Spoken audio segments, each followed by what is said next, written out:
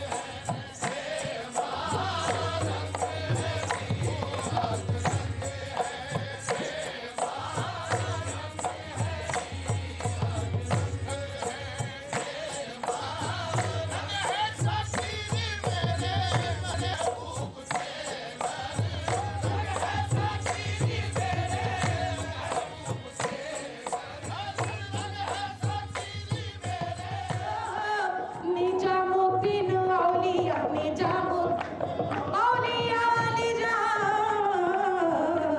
निजामुद्दीन औलिया ने देखी महबूब। जरूरत है।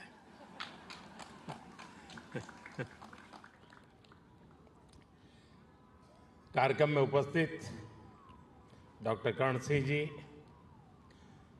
मुजफ्फर अली जी, मीरा अली जी, अन्य महानुभाव, देवी और सज्जनों, आज जहान-ए-खुसरो में आकर मन खुश होना बहुत स्वाभाविक है। हजरत अमीर खुसरो जिस बसंत के दीवाने थे, वो बसंत आज यहाँ दिल्ली में मौसम है ही नहीं, बल्कि जहान-ए-खुसरो के इस आबो हवा में भी धुला हुआ है। हजरत खुसरो के शब्दों में कहें तो सकल बन फूल रही सरसों, सकल बन फूल रही सरसों, अम्बवा फूटे टेसू फूटे, कोयल बोले डार डार। यहां माहौल वाकई कुछ ऐसा ही है। यहां महफिल में आने से पहले अभी मुझे तह बाजार घूमने का मौका मिला। उसके बाद बागे फिरदौस में कुछ साथियों से भी अलब जलब दुआ सलाम हुई। अभी नजरे कृष्णा और जो विभिन्न आयोजन हुए, असुविधा के बीच कलाकार के लिए माइक की अपनी एक ताकत होती है, लेकिन उसके बाद भी प्रकृति के सहारे उन्होंने जो कुछ भी प्रस्तुत करने का प्रयास किया, शायद उनको भी थोड़ी निराशा हुई होगी। जो लोग इस आनंद को पाने के लिए आए थे, उनको भी शायद निराशा हुई होगी। लेकिन कभी कभी ऐसे अवसर भी जीवन में बहुत कुछ सीख दे करके जाते हैं। मैं मानता हूं आज का अवसर भी हमें सीख दे करके जाएगा। साथियों, ऐसे मौके देश की कला संस्कृति के लिए तो जरूरी होते ही हैं, इनमें एक सुकून भी मिलता है। जहान ए खुसरो का ये सिलसिला अपने 25 साल भी पूरे कर रहा है। इन 25 वर्षों में इस आयोजन का लोगों के जहन में जगह बना लेना, ये अपने आप में इसकी सबसे बड़ी कामयाबी है।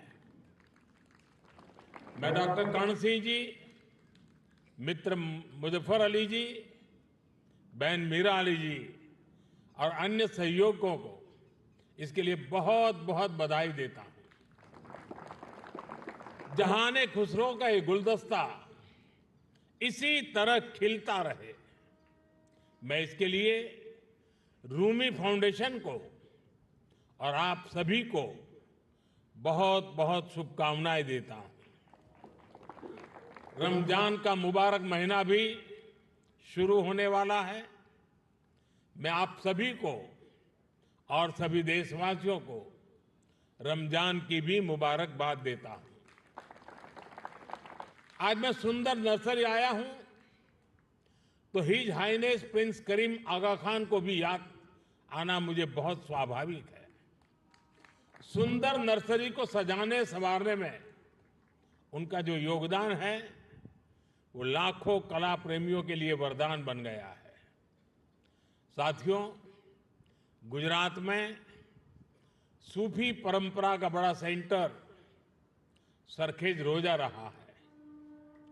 वक्त के थपेड़ों में एक समय उसकी हालत काफी खराब हो गई थी। जब मैं मुख्यमंत्री था तब उसके रिस्टोरेशन पर काफी काम करवाया गया था।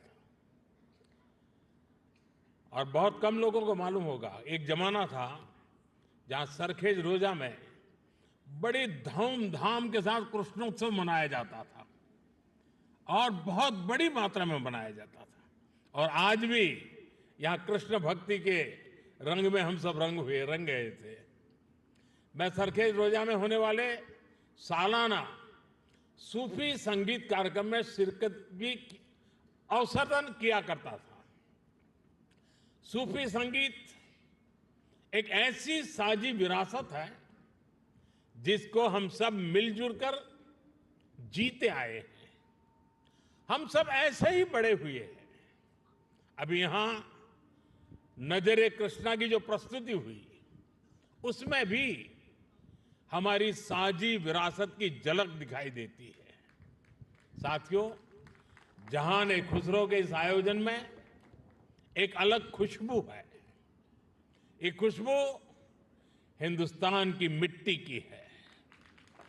वो हिंदुस्तान जिसकी तुलना हजरत अमीर खुसरो ने जन्नत से की थी। हमारा हिंदुस्तान जन्नत का वो बगीचा है जहां तहजीब का हर रंग फला फूला है।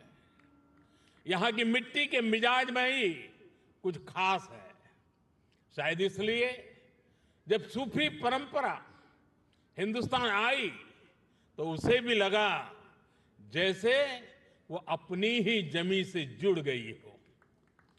यहां बाबा फरीद की रूहानी बातों ने दिलों को सुकून दिया। हजरत निजामुद्दीन की महफिलों ने मोहब्बत के दिए जलाए। हजरत अमीर खुसरो की बोलियों ने नए मोती पिरोए और जो नतीजा निकला वो हजरत खुसरो के इन मशहूर पंक्तियों में व्यक्त हुआ। बन के पंछी भय बावरे, बन के पंछी भय बावरे, ऐसी बिन बजाई सांवरे, तार तार की तान निराली, जुम रही सब वन की डारी। भारत में सूफी परंपरा ने अपनी एक अलग पहचान बनाई। सूफी संतों ने खुद को महज मस्जिदों या खानकाहों तक सीमित नहीं रखा। उन्होंने पवित्र कुरान के हर्फ पढ़े तो वेदों के स्वर भी सुने। उन्होंने अजान की सदा में भक्ति के गीतों की मिठास को जोड़ी और इसलिए उपनिषद, जिसे संस्कृत में एकम सत विप्राहा बहुधा वदंती कहते थे, हजरत निजामुद्दीन औलिया ने वही बात हर कौम रास्त राहे दिने व किबला गाहे जैसे सूफी गीत गाकर कही। अलग अलग भाषा, शैली और शब्द, लेकिन संदेश वही। मुझे खुशी है कि आज जहान खुसरो उसी परंपरा की एक आधुनिक पहचान बन गया है। साथियों, किसी भी देश की सभ्यता उसकी तहजीब को स्वर उसके गीत संगीत से मिलती है, उसकी अभिव्यक्ति कला से होती है।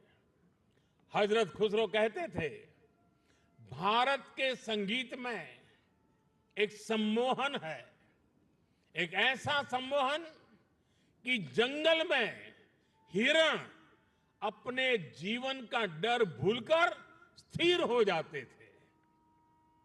भारतीय संगीत के इस समंदर में सूफी संगीत एक अलग रौ के तौर पर आकर मिला था और इस समंदर की खूबसूरत लहर बन गया।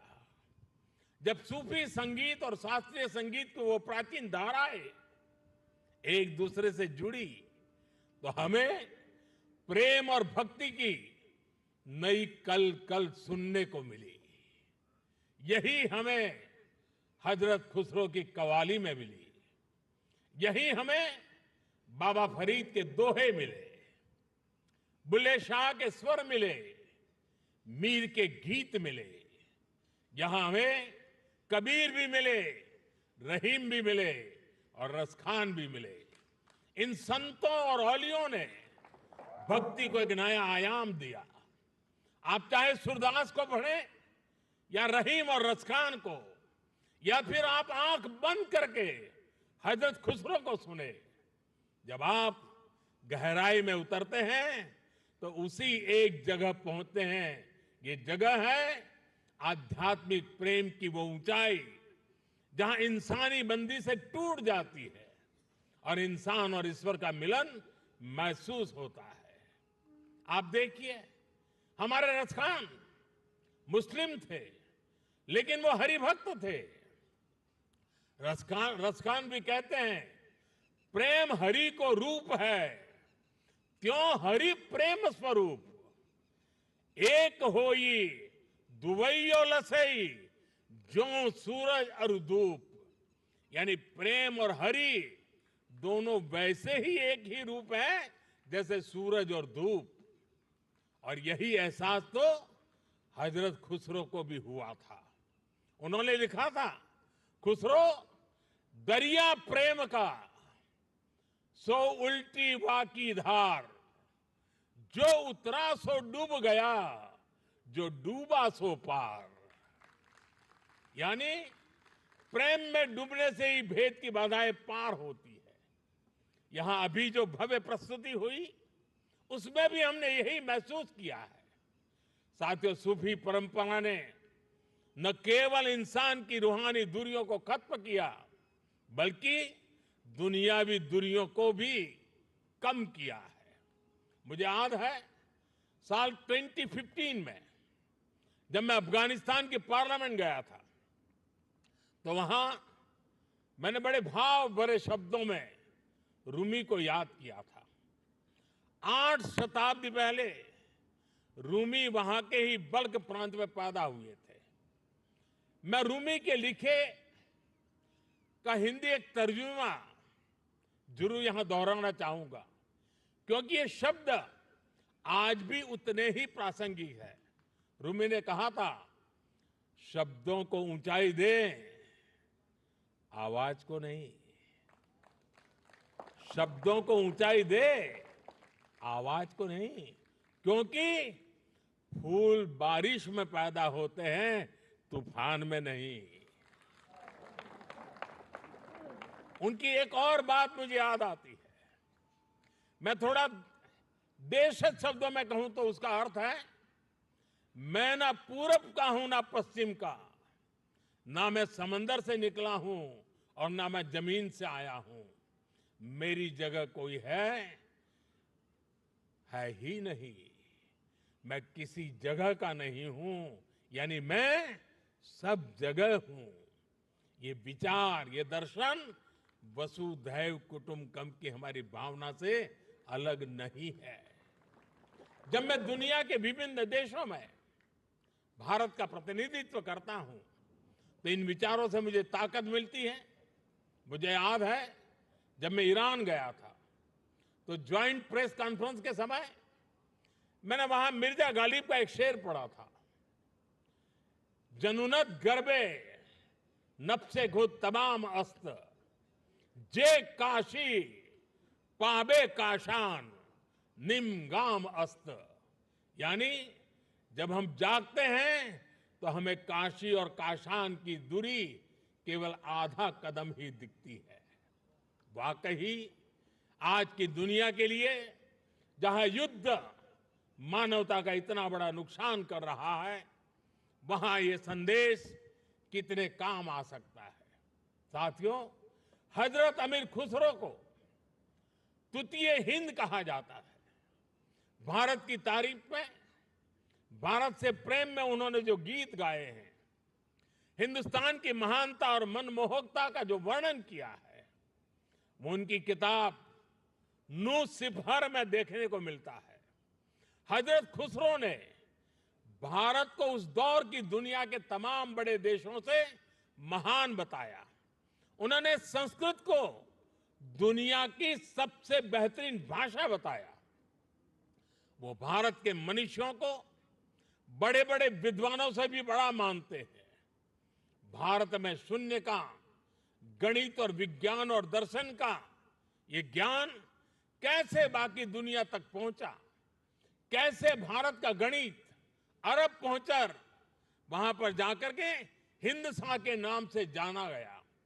हजरत खुसरो न केवल अपनी किताबों में इसका जिक्र करते हैं, बल्कि उस पर गर्व भी करते हैं। गुलामी के लंबे कालखंड में जब इतना कुछ तबाह किया गया, अगर आज हम अपने अतीत से परिचित हैं तो इसमें हजरत खुसरो की रचनाओं की बड़ी भूमिका है। साथियों, इस विरासत को हमें निरंतर समृद्ध करते रहना है। मुझे संतोष है जहां खुसरो जैसे प्रयास इस दायित्व को बखूबी निभा रहे हैं, और अखंड रूप से 25 साल तक ये काम करना ये छोटी बात नहीं है। मैं मेरे मित्र को बहुत बहुत बधाई देता हूं। मैं एक बार फिर आप सभी को इस आयोजन के लिए बधाई देता हूं। कुछ कठिनाइयों के बीच भी इस समारोह का मजा लेने का कुछ अवसर भी मिल गया। मैं इसके लिए मेरे मित्र का हृदय से आभार व्यक्त करता हूं। बहुत बहुत धन्यवाद, बहुत बहुत शुक्रिया।